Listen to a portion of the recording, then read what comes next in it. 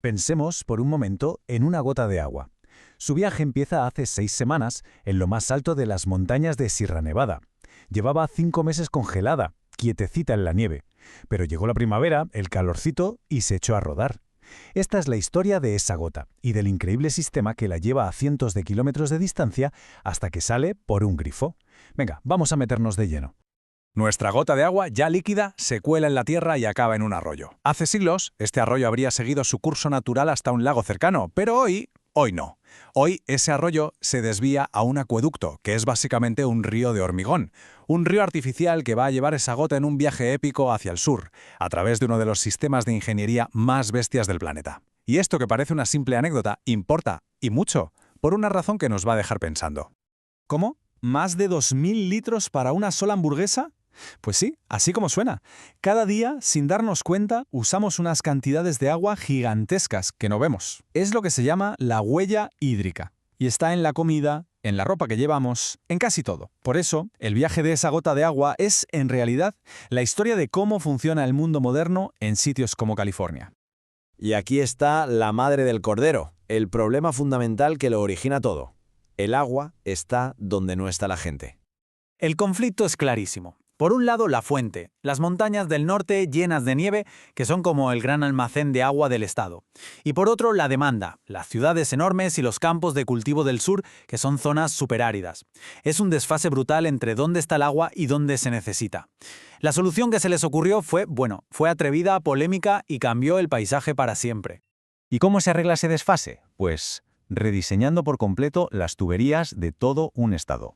Ni más ni menos. Ojo a la velocidad. En menos de 50 años se levantaron los pilares del sistema actual. Pim pam. Primero, Los Ángeles se va a buscar agua al este. Luego entra el gobierno federal con su propio proyecto. Después, conectan el gigantesco río Colorado. Y para rematar, el proyecto estatal, el más grande de todos. Fue una auténtica fiebre constructora, una locura. El proyecto del Valle Central, el CFBP, es el sistema federal. Y su corazón es la presa de Shasta. Es la que recoge el agua del norte para regar millones de hectáreas en el Valle Central, que es como la gran despensa de Estados Unidos. Ahí está gran parte de esa huella hídrica de la que hablábamos. Y ahora vamos con el sistema estatal, el SWP. Su punto de partida es esta mole de aquí, la presa de Oroville. Ojo al dato, es la más alta de Estados Unidos. Su embalse es el origen del agua que va a hacer el viaje más largo de todo el estado, directita hacia el sur. Y esta es la autopista del agua, la arteria principal, el acueducto de California, un río artificial que se extiende más de 700 kilómetros, una cicatriz de hormigón que atraviesa el paisaje hasta donde se pierde la vista. Pero claro, aquí viene el gran reto. El agua no sube las cuestas por sí sola. Para llegar al sur tiene que cruzar unas montañas. Y para eso está esta planta de bombeo, que hace lo que parece imposible. Gasta una cantidad de energía brutal para subir el agua casi 600 metros de altura de un solo tirón. Es el mayor bombeo de este tipo en todo el mundo. Claro, todo esto suena impresionante, una proeza. Pero mover la naturaleza de sitio de esta manera, eso siempre tiene una cara B. Siempre hay costes que nadie vio venir. Mirad, esto era el lago Owens antes de 1913, un mar interior en medio del desierto, un paraíso para millones de aves migratorias. Era el destino natural de los ríos que la ciudad de Los Ángeles decidió que necesitaba. Este es el antes. Y este es el después. En poco más de una década, el lago se secó, desapareció. El agua se fue a Los Ángeles y el fondo del lago se convirtió en un desierto de polvo tóxico, creando la peor fuente de contaminación por polvo de toda Norteamérica. Una catástrofe ecológica. Y con esto llegamos a uno de los conceptos más locos de todo este sistema, el agua de papel. A ver cómo explico esto. El Estado, a lo largo de los años, ha firmado contratos y ha concedido derechos por muchísima más agua de la que realmente hay en los ríos. En algunos sitios se ha prometido hasta 5 veces más agua de la que existe en un año normal. Es como si tu banco te dijera que tienes 5.000 euros cuando en realidad solo tienes 1.000. Un sistema basado en promesas que la naturaleza simplemente no puede cumplir. Y claro, cuando el agua de la superficie no llega, ¿qué se hace? Pues se saca del subsuelo, de los acuíferos. El problema es que se saca mucho más rápido de lo que la lluvia puede rellenarlos. La consecuencia es alucinante. El suelo se hunde, el propio terreno se desploma. Fijaos en este poste. La marca de arriba indica dónde estaba el suelo en 1925. 50 años después, el suelo había bajado casi 9 metros.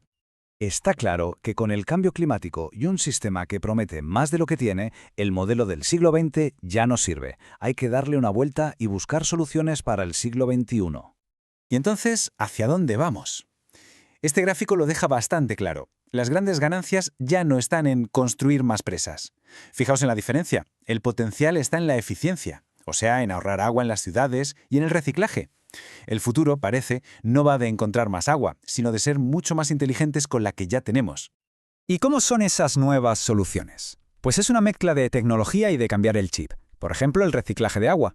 Se cogen las aguas residuales y con tratamientos superavanzados se convierten en agua potable de nuevo. O la captura de lluvia. En vez de que el agua se vaya por las alcantarillas, se diseñan las ciudades para que actúen como esponjas. Y por primera vez en su historia, se está empezando a gestionar de forma seria el agua subterránea. Pero lo más potente es la conservación. Mirad el dato de Los Ángeles. En plena sequía, la población creció, pero el consumo total de agua bajó. Esta frase la verdad es que lo resume todo. Históricamente, el agua en California no se ha movido solo por la fuerza de la gravedad, sino por la del poder y el dinero, y eso ha tenido consecuencias sociales y ecológicas enormes. El sistema que se construyó en California fue una maravilla de su época, un triunfo del hormigón y el acero.